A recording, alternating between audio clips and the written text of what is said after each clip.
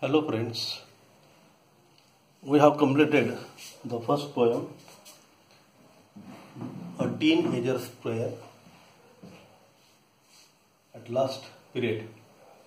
Today we are going to start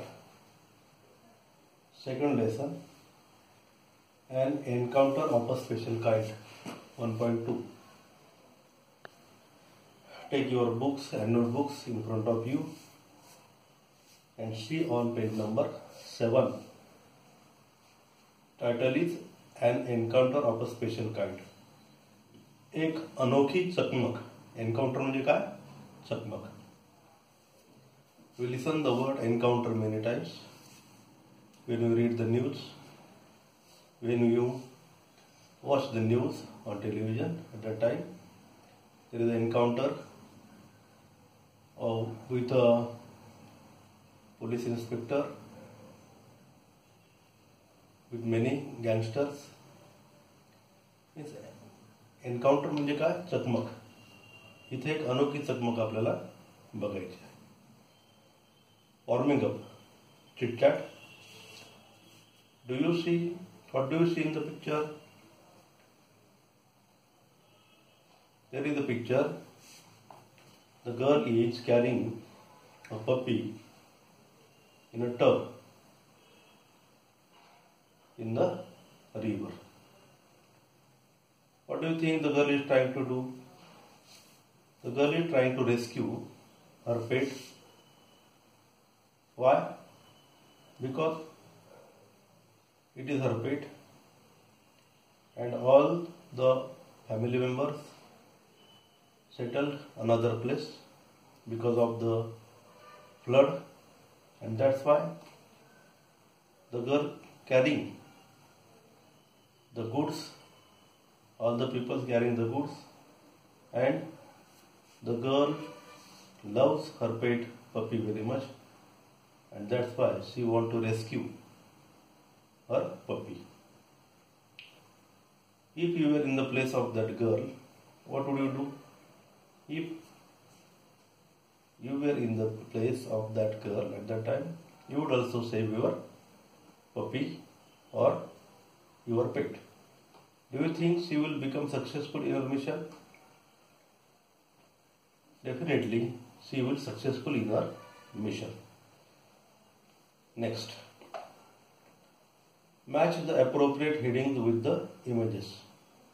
There are 4 images and there are 4 headings. You have to match the headings with the images. First is our luxurious bungalows. Now find out where is our luxurious bungalows. You can see here. Here is the luxurious bungalow. There is a greenery, tall trees. Bungalow is here. It is luxurious bungalow. Second is my favorite pastime. Look here. The person likes to read different types of books. That what is his pastime? Reading books. Means here is second match to A. And third, what a commotion. The person is reading book here, but there is a commotion. There is a TV in loud voice, and that's why he can't read nicely. So, what a commotion match to D. And engross in my book. Engross म्हणजे गुंग होणे, एखाद्या कामामध्ये गुंग होणे. The person is reading his book very interestingly. That's why he engrossed in his book. Means 4 match to B. 1 match to C. Second match to A. Third to D. And fourth to B. In this way, you have to match the headings with the pictures or images. Okay. Now, see on page number 8, an encounter of a special kind. I am going to read the passage. Listen carefully.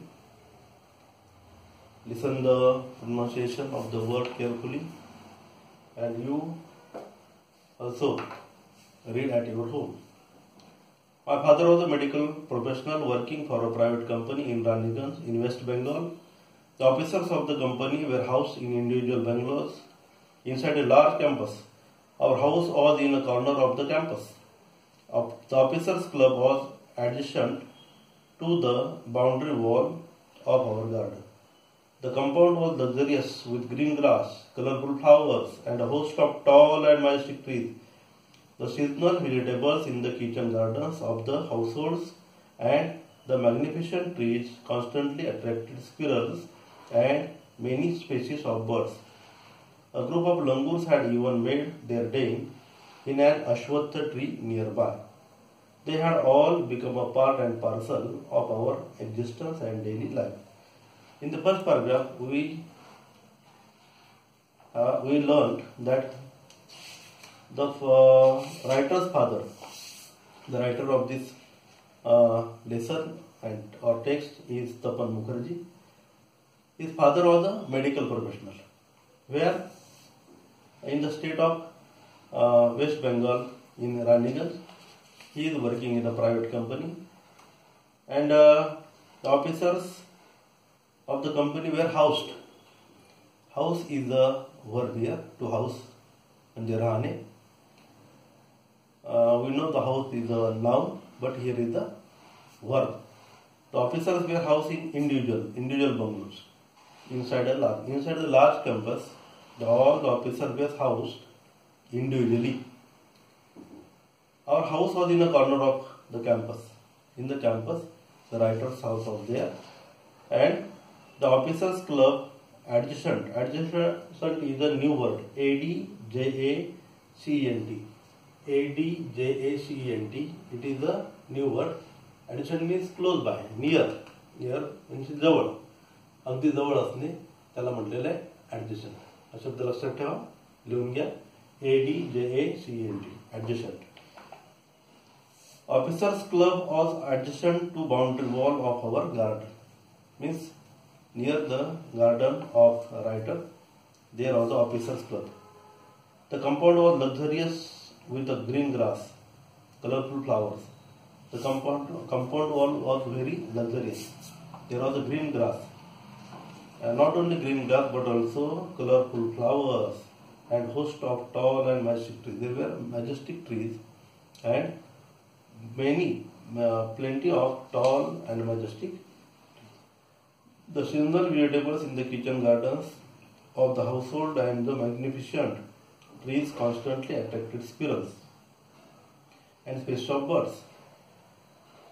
There is a seasonal vegetables in the kitchen garden. आपल्या जवळची घराच्या समोरची असणारी जी बाग असते, ज्यामध्ये आपल्याला आवश्यक असणारा मोसमी असा भाजीपाला त्यामध्ये येणारा, आपण तो भाजीपाला त्या ठिकाणी लावत असतो, त्याला किचन गार्डन म्हटले. मग सीजनल व्हेजिटेबल्स ते लोक त्या ठिकाणी घ्यायचे, आणि त्याचबरोबर मोठीच्या मोठी सुंदर अशी झाडं. या झाडांमुळे काय व्हायचं, constantly the trees, magnificent trees constantly attracted squirrels. Squirrels म्हणजे खार. नुसत्या खारेंनाच नाही, त्याचबरोबर मेनी स्पेसीस ऑफ बर्ड्स, पक्ष्यांच्या वेगळ्या जाती, वेगळे पक्षी पण त्या ठिकाणी. Group of langurs had even made their den in an ashwattha tree nearby. अश्वत्थ, अश्वत्थ हा मराठी शब्द आहे. अश्वत्थ म्हणजे पिंपळ. मग या पिंपळाच्या झाडामध्ये लंगूर, लंगूर म्हणजे काय, मंकी. त्यांनी काय केलेलं आहे, आपलं तिथं राहायला सुरुवात केली, त्यांचं निवास केलेला आहे. डेन, डेन हा शब्द नवीन आला तुम्हाला. डेन मीन्स लिव्हिंग प्लेस, राहण्याच्या ठिकाण. In a group of langurs had even made their den in an ashwatha tree nearby.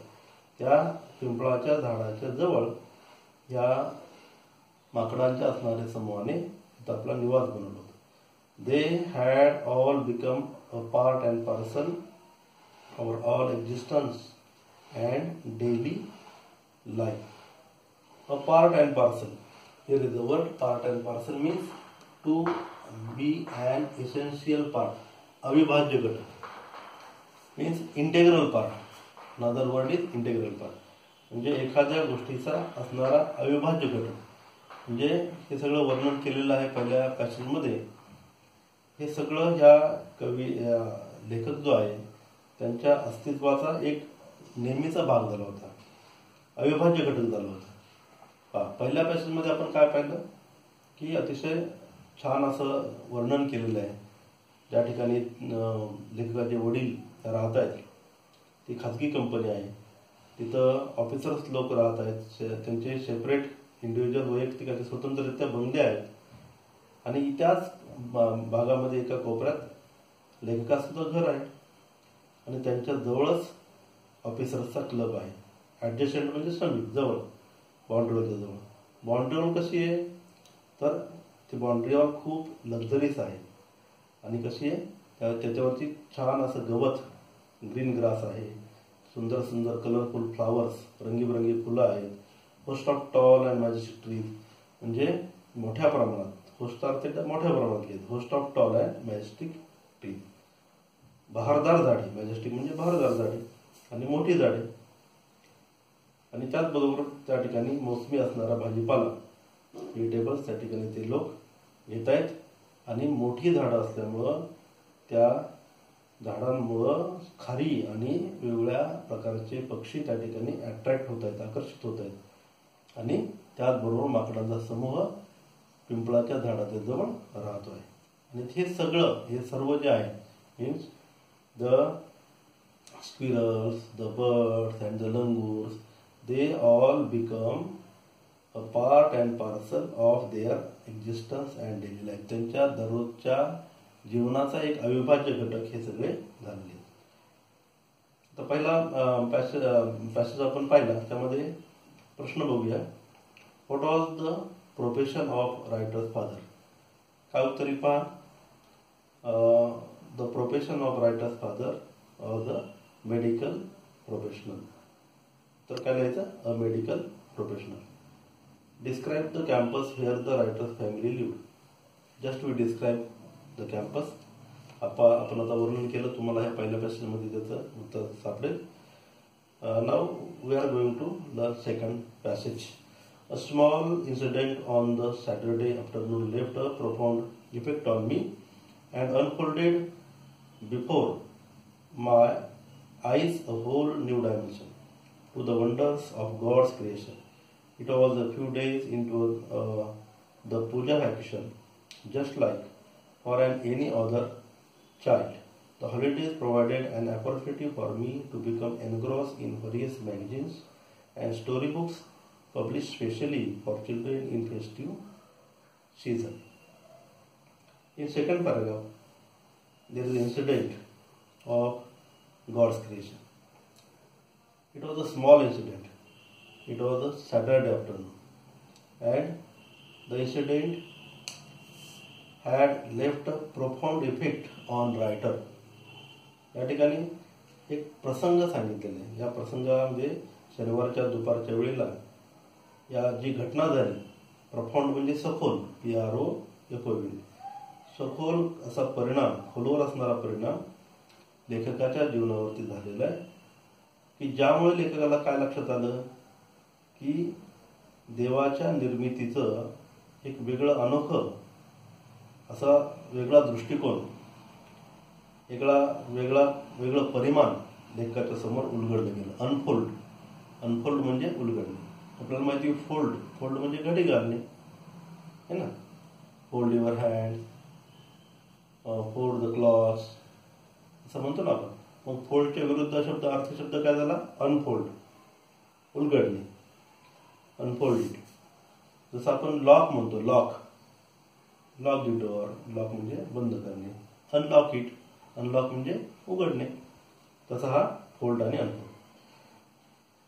तर देवाच्या एका नवीन निर्मितीचा प्रत्यंतर लेखकाला या ठिकाणी शनिवारच्या दुपारच्या वेळेला एक आश्चर्यकारक घटना त्या ठिकाणी घडलेली.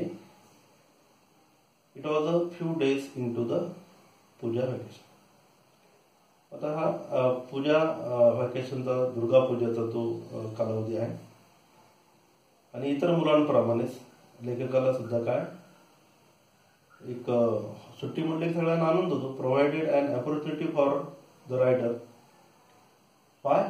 Because become engrossed in various magazines and story books published specially for children in festive season. Festive season म्हणजे सणाच्या काळामध्ये, सणावाराच्या काळामध्ये बघा इतर मुलं इकडे तिकडे खेळत असतील, पण लेखकाला एक संधी आहे की या काळामध्ये वेगवेगळ्या प्रकारची मॅगझिन्स, मासिकं वाचायची, गोष्टीची पुस्तकं वाचायची. आणि ते खास करून या सणाच्या काळामध्ये प्रकाशित होत असतात. Publish specially for children in the festive season. That's why it was the opportunity for writer. एक अपॉर्च्युनिटी, संधी वेगळ्या अर्थाने लेखकासाठी. का बरं?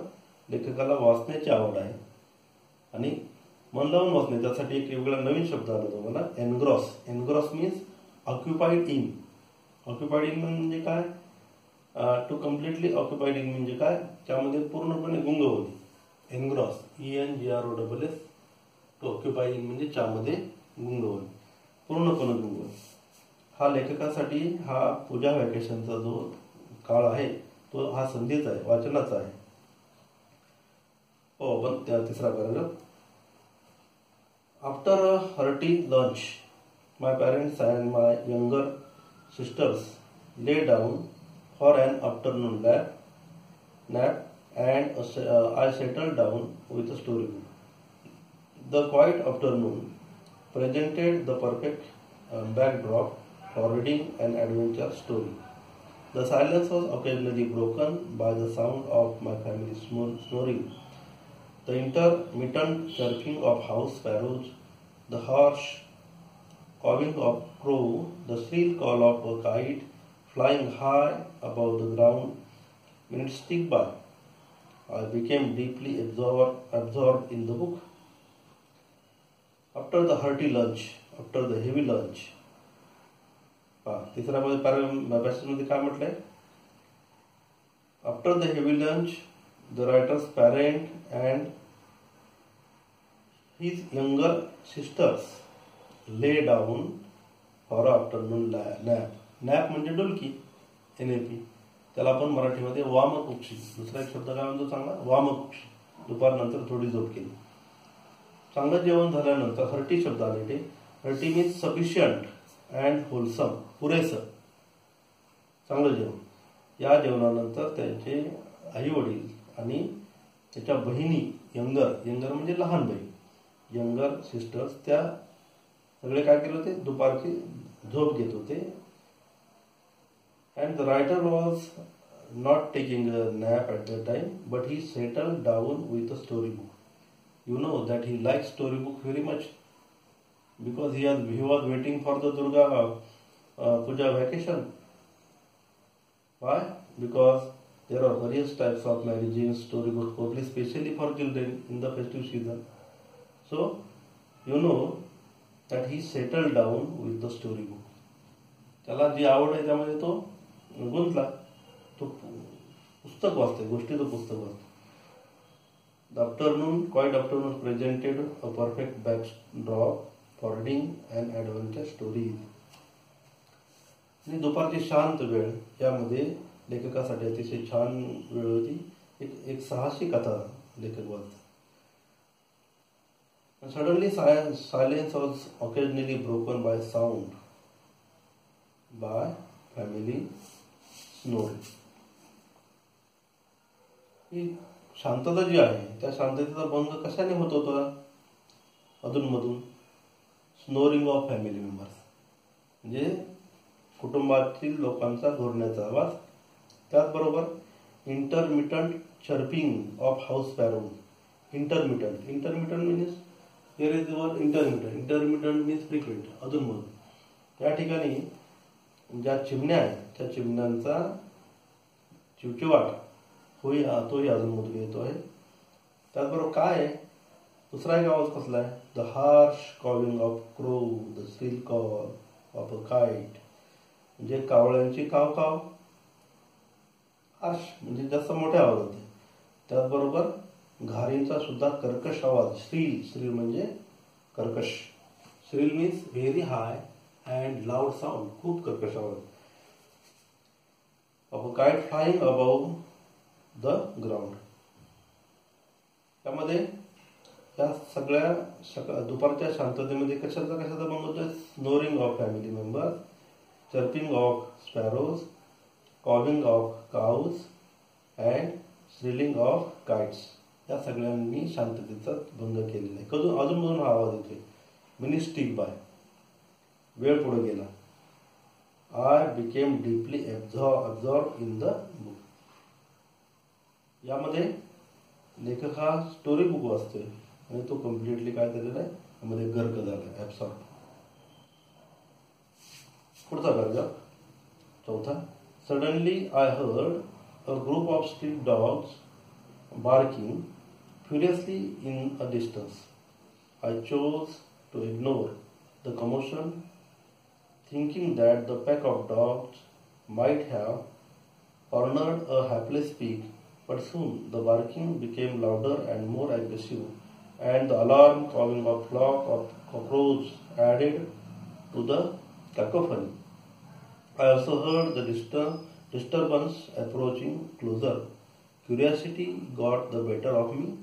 Leaving the book aside, I rushed to the veranda to see what was going on. In third passage, there is a description of the dogs barking. Suddenly I heard.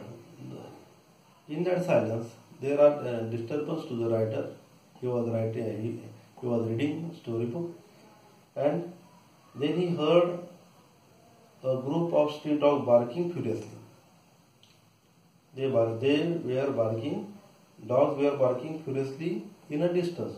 They were not close, but the writer heard the noise. The writer chose to ignore commotion. The writer was reading. He was engrossed in the book. He was absorbed in reading books. That's why he ignored the commotion. Commotion म्हणजे गोंधळ. Commotion म्हणजे noise and confusion, आवाज आणि गोंधळ. तर याकडे लेखकाने जाणीवपूर्वक दुर्लक्ष केलेले. That the pack of dogs might have cornered hapless pig. लेखकाला माहिती आहे की एखादं hapless म्हणजे दुर्दैवी, अनफॉर्च्युनेट सिमिलर वर्ड आहे त्याला, दुर्दैवी. एखाद्या दुर्दैवी असणाऱ्या डुकराला काय केलं असेल? कुत्र्याने त्याला घेरलेलं असेल.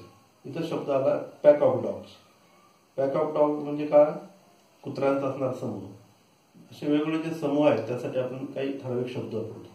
जसं किल्ल्यांचा जुडगा ज्याला म्हणतो त्याला आपण म्हणतो बंच ऑफ कीज. तसं ग्रुप ऑफ डॉग्सला काय शब्द आहे? परफेक्ट शब्द काय? Pack of dogs. तसं but soon the barking become louder and aggressive. पण नंतर आवाज हा फार मोठा आला, आक्रमक वाटू लागला. And alarm calling of flocks. कर्कश असा आवाज कावळ्यांचा. Flock of cos. हे आता पक्ष्यांचा जो समूह आहे त्याला फ्लॉक म्हटलेले पहा. जसं आपण पाहिलं bunch of keys, pack of dogs, तसं फ्लॉक ऑफ क्रोज. तसं जनावरांचा जो कळप आहे त्याला हर्ड म्हणतात. Heard of animals. असे वेगवेगळे शब्द आहेत. समूहासाठी वेगळे शब्द या ठिकाणी वापरले. Flock of crows added to cacophony. Cacophony म्हणजे काय? अतिशय कर्कश असणारा गोंगाट आवाज. कावळ्यांच्या आवाजाला या ठिकाणी म्हटलंय cacophony. I also heard the disturbance approaching closer. आता आवाज डिस्टर्ब होतोय त्या ठिकाणी, ऐकायला येतंय रायटरला. Disturbance approaching closer. First time the writer heard a group of or pack of street dogs barking furiously in the distance. But now the writer heard all the disturbance, all the sounds closer, approaching closer. आता ते आवाज सगळे जवळ येताना लक्षात येते लेखकाच्या. Curiosity got the better on me. Get the better on याचा अर्थ ओव्हर पॉवर, डिफिटेड. म्हणजे क्युरियोसिटी म्हणजे उत्सुकता. पुस्तक वाचता उत्सुकता म्हणून लेखकाला काय वाटलं की आता त्या उत्सुकतेने मात केली या सगळ्या गोष्टीवर, वाचनाचं बाजूला राहिलं. Leaving the book aside, leave म्हणजे सोडणे, ठेवणे, बाजूला पुस्तक ठेवलं. The writer rush to the veranda to see what was going on. काय चाललेलं आहे हे पाहण्यासाठी व्हरांड्यामध्ये लेखक गेलेला आहे. त्यामध्ये आता आपण 5 पॅराग्राफ या ठिकाणी पाहिलेले आहेत. त्यामध्ये जे नवीन शब्द आहेत ते तुम्ही लिहून घेतले असतील. आणि आता आपण पुढचा हा जो टेक्स्ट आहे बघा, हा पुढच्या व्हिडिओमध्ये पाहणार आहोत.